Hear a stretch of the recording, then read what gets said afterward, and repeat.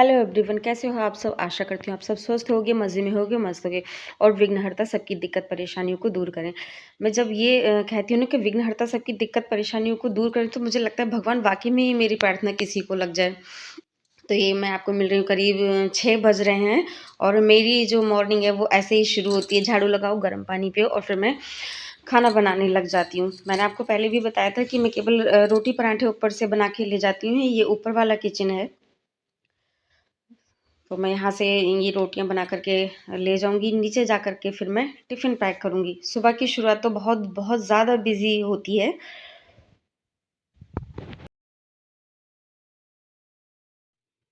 ये मैं आपको मिल रही हूँ नीचे वाली किचन में। मैं बच्चों की बोतल में पानी भरने के लिए पानी गुनगुना कर रही हूँ। अब ठंडी का टाइम है तो बोतल भी ठीक मतलब अच्छी वाली है, उनमें पानी काफ़ी देर तक गर्म रहता है, तो उनको पानी गर्म करके ही दिया जाता है गुनगुना करके। सर्दी ज़ुकाम खांसी ये इधर उधर की भतीरी बीमारियाँ लग जाती हैं। तो मैंने पहले पानी गर्म कर लिया है, फिर मैं उनको बोतलों में भर रही हूँ। फिर टिफ़िन पैक करके मैंने उनके पहले ही रख दिए हैं। जब तक बच्चे तैयार होकर के आएँगे तब मैं उनको नाश्ता करने के लिए दूँगी। सुबह ही सुबह बच्चे भी कुछ खाना नहीं चाहते हैं, इतनी सुबह ही खाने का मन नहीं करता, तो चाय पीते हैं और बहुत ज़बरदस्ती करो डाँटो तब करीब आधा पराठा खाते हैं। नहीं तो मेरी वाली तो ऐसी चाय पी के चली जाती है, कभी-कभी बिना चाय पी ही चली जाती है, इतनी जल्दी होती है उसको। ये मैं उनके लिए चाय ठंडी कर रही हूँ। दूध कोई पीना ही नहीं चाहता सर्दी के टाइम में।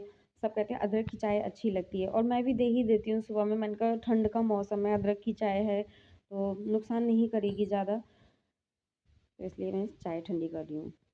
मेरी वाली कही थी आज मैं नहा करके नहीं जाऊँगी, बहुत ठंड हो रही है। फिर मैंने भी ज़्यादा ज़बरदस्ती नहीं करी क्योंकि उसको वैसे ही बहुत सर्दी ज़ुकाम हो रहा था, दवाई दिलवा करके मिलाई थी उसको। ये देखिए यहाँ पर सब तैयार हो रहे हैं, दीदी तैयार हो रही हैं, प्रिंस तैयार हो गए, मेरी बेटी भी तैयार हो रही है। इनका टिफ़िन और बोतलें तैयार हो गई हैं। ये हमारी मीटिंग चल रही है, हैप्पी टू हेल्थ क्लब चल रहा है। किसी दिन मैं आपको डिटेल से इसके बारे में बताऊंगी। पहले एक्सरसाइज होती है, एक 4:30 से 5:30 होती है, 5:30 से 6:30 बजे तक होती है। ये मैं एफ्रेश तैयार कर रही हूँ। बच्चों को थोड़ा आने में टाइम है, मैंने सब कुछ रेडी करके रख दिया है। मैं आपको एफ्रेश की शीशी दिखा रही हूँ। ये कश्मीरी कावा है। ये बहुत बहुत बहुत ही कमाल का ड्रिंक है जो हमें केवल छोटी सी स्पून इसमें निकलती है, गर्म पानी में डाल करके उसको पीना होता है और ये बॉडी को बहुत ही अच्छी तरीके से डिटॉक्स करती है। किसी दिन मैं आपको डिटेल में इस पे एक वीडियो केवल इन्हीं प्रोडक्ट पे बताऊंगी और मैंने क्या क्या फ़ायदा मतलब मुझे मिला है इन प्रोडक्ट से, वो भी मैं आपको बताऊँगी। तो मेरी और मेरे हस्बैंड की और जो मेरी जेठानी है उनकी शुरुआत तो इसी ड्रिंक से होती है। पहले हम 1 डेढ़ ग्लास गर्म पानी पीते हैं, इसके बाद हम अपना एनर्जी ड्रिंक पीते हैं और इसके जो अमेज़िंग फ़ायदे होते हैं ना कमाल के, आप सुनोगे ना तो हैरान रह जाओगे। मैं ये काम करते-करते बीच में सिप सिप करके अपना ये एनर्जी ड्रिंक पीऊँगी।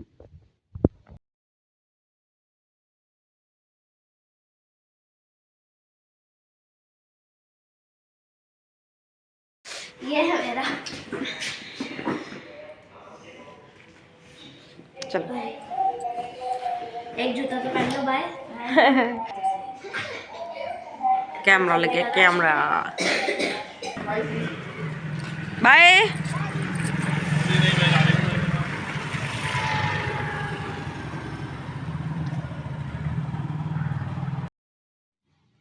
तो मैं आपको मिल रही हूँ करीब 11:30 बजे मिल रही हूँ। ये मैंने दूध बॉईल होने के लिए रख दिया है और दोपहर के खाने की तैयारी के तौर पर मैंने यहाँ पे अरहर और चने की दाल बनने के लिए रख दी है। केवल चने की बनाओ तो कोई खाता नहीं, अरहर की बनाओ तो वो गैस बनाती है, दिक्कत करती है और ये बहुत ही टेस्टी दाल बनती है। तो मैंने दोपहर के खाने के लिए चढ़ा दी है। मैंने आपको पहले ही बताया था कि मैं जब दूध बॉईल होने के लिए रखती हूँ तो किचन में जब काम करती हूँ तभी रखती हूँ, अदरवाइज़ मैं भूल जाती हूँ। तो मैं पूजा करके आ गई हूँ। आज थर्सडे है। आज मैंने देखो येलो सूट पहना है। थर्सडे को मुझे येलो मतलब वैसे भी पहनते हैं और मेरा खुद का भी मन होता है कि मैं येलो ही पहनूँ थर्सडे को।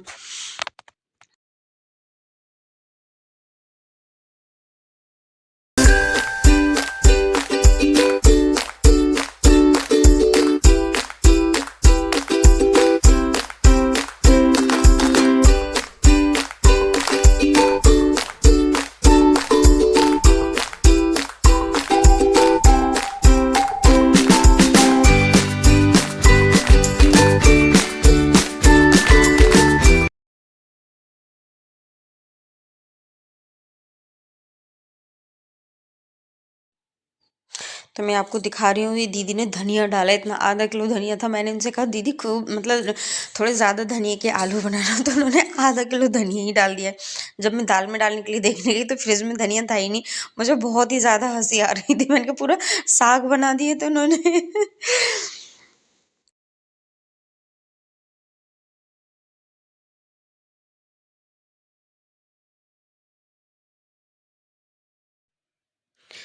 बस किचन की सफाई कंप्लीट होने वाली होती है जब आप स्लैब वगैरह साफ़ कर रहे होते हैं, तो ये समझ लिए अंतिम चरण है रसोई की सफाई का।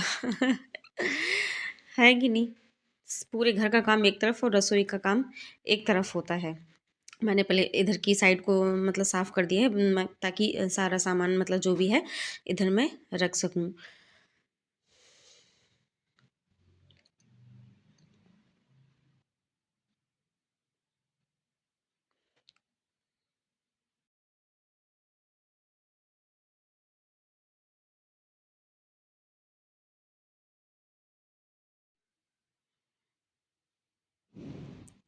बस अब मैं गैस चूल्हा वगैरह साफ़ करूँगी। मैं आपको वहाँ दिखाऊँगी कि मैं पेपर से, जो न्यूज़पेपर होता है, रोटियाँ जब हम रखते हैं तो बहुत से अपने हॉट केस में सूती कपड़ा डालते होंगे, पेपर फॉइल भी डालते होंगे। लेकिन हमारे यहाँ मैं कभी-कभी मतलब हैंकी वगैरह रखे हैं मैंने रोटियों के नीचे डालने के लिए, कॉटन के मैं लेके आई थी। तो वो भी मैं डालती हूँ, कभी-कभी पेपर भी डाल लेती हूँ। फिर उन पेपर को बाद में मैं कलेक्ट करके रख लेती हूँ। नीचे एक डलिया रख रखी है उसमें, या फिर एक थैले में रख लेती हूँ पुराने से। ये गैस साफ़ करने के बहुत काम होते हैं। जब आप तड़का वगैरह लगाते हो, सब्ज़ी में छोंकते हो, तो इधर-उधर तेल के छींटे चले जाते हैं, और जिस कपड़े से आप स्लैब या गैस वगैरह साफ़ करते हो तो बहुत चिकना हो जाता है। तो आप इसको कभी ट्राई करके देखना कि जो न्यूज़पेपर या फिर वैसे ही न्यूज़पेपर लेके उसको थोड़ा-सा गीला करके आप स्लैब या गैस वगैरह साफ़ करना, बहुत अच्छी साफ़-सफ़ाई होती है। आपने न्यूज़पेपर से शीशा वगैरह तो साफ़ किया ही होगा, तो मैं मोस्टली पुराने जो न्यूज़पेपर होते हैं रोटी के नीचे डालते हैं, तब उनको मैं रख लेती हूँ। उससे स्लैब साफ़ करो तो पहला तो आपका पोछे का कपड़ा भी ख़राब नहीं होता है, दूसरा चिकनाई बहुत अच्छी साफ़ हो जाती है इससे। तो आप मेरे इस टिप्स को ट्राई करके देखना एक बार।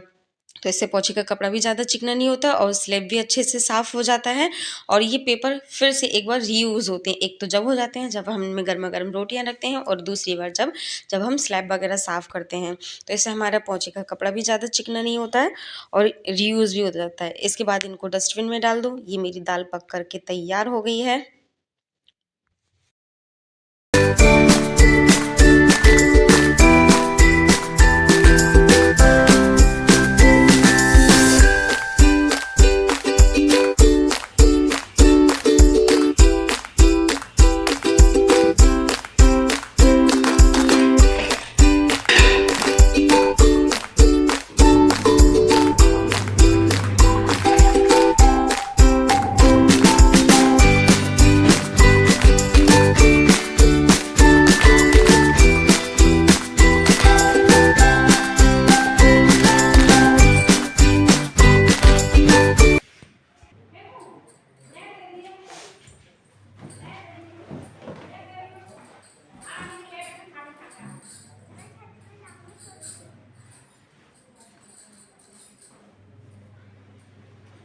मैंने ये चादर तो 2-3 दिन पहले ही चेंज कर दी थी, बट जो तकिया के कवर हैं वो मैं नहीं चढ़ा पाई थी। मैंने कहा चलो आज पिलो कवर भी चढ़ा ही देते हैं, क्योंकि तेल वगैरह लगाओ फिर तब तक पिलो बहुत गंदे हो जाते हैं। तो मैंने कहा चलो ऊपर आई हूँ तो थोड़ा सा काम निपटाई लूँ। इनको भी मैंने कहा कई दिन से देख देख के ऐसे ही छोड़ दे रही थी, आज टाइम मिला थोड़ा तो मैंने कहा ठीक है इनको भी निपटाई देते हैं।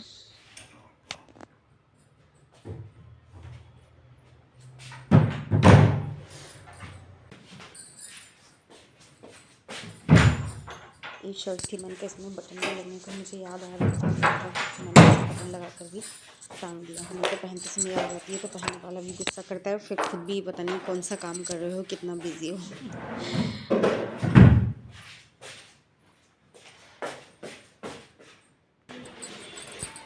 तो मैं अब जा रही हूँ नीचे, मेरा ऊपर का काम ख़त्म हो गया। आज मैंने ये मतलब बिस्तर वगैरह ठीक करते पर नहीं दिखाई, ये तो हमारा डेली का ही मतलब सबका ही डेली का रूटीन होता है, क्या ही दिखाना। तो मैंने यहाँ किचन भी क्लीन कर ली, बिस्तर भी ठीक ठाक कर लिए। एक शर्ट का बटन टूट गया था वो भी लगा दिया। जब मैं ऊपर आती हूँ हेलो एवरीवन, कैसे हो आप सब। आशा करती हूँ आप सब स्वस्थ होगे, मज़े में होगे, मस्त होगे। और मैं अपने ब्लॉग का एंड एक पोएम के साथ में करूँगी। मैंने ये पोएम शादी से पहले लिखी थी, तो 2009 में करीब लिखी थी। बहुत टाइम हो गया है इस पोएम को। उस समय मैं अनमैरिड थी और मन में बहुत सारी बातें चलती रहती थी, सवाल चलते रहते थे। तब भी मतलब नहीं कह पाती थी हर किसी से, हर एक बात नहीं कह पाते।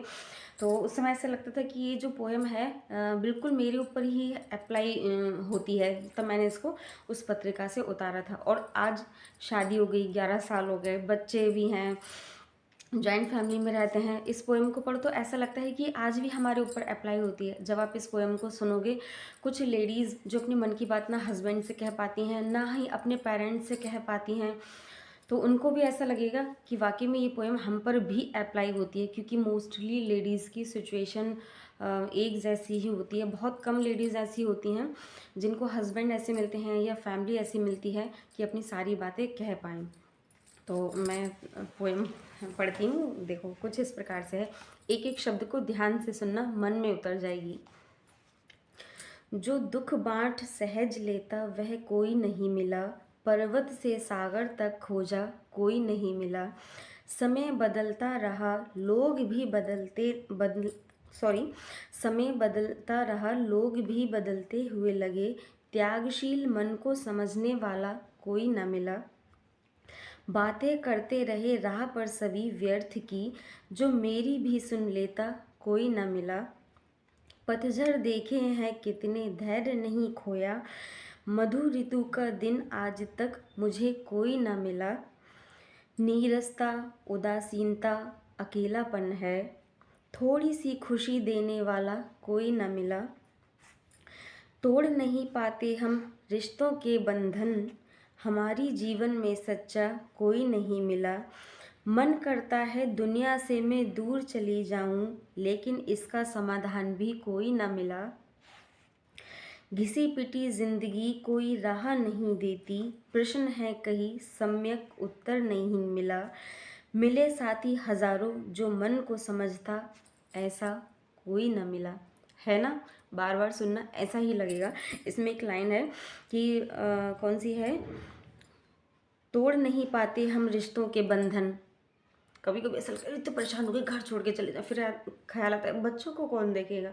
फिर लगता है कभी कभी अरे 2-4 दिन को कहीं चले जाएं। 2-4 दिन को लगता है 2-4 दिन हमारा घर कौन संभालेगा, ऐसे ही लगता है ना। तो इसकी हर एक लाइन ऐसा लगता है कि बिल्कुल हम पर अप्लाई होती है। आज भी ऐसा लगता है, मेरे को तो पढ़ के आज बिल्कुल ऐसा ही लगता है। 11 साल अगर पहले वीडियो भी ऐसे ही पसंद आई हो लगता तो था जब मैंने प्लीज़ लाइक शेयर एंड ये पोयम सब्सक्राइब लिखी करना थी। ना भूलें। Bye bye.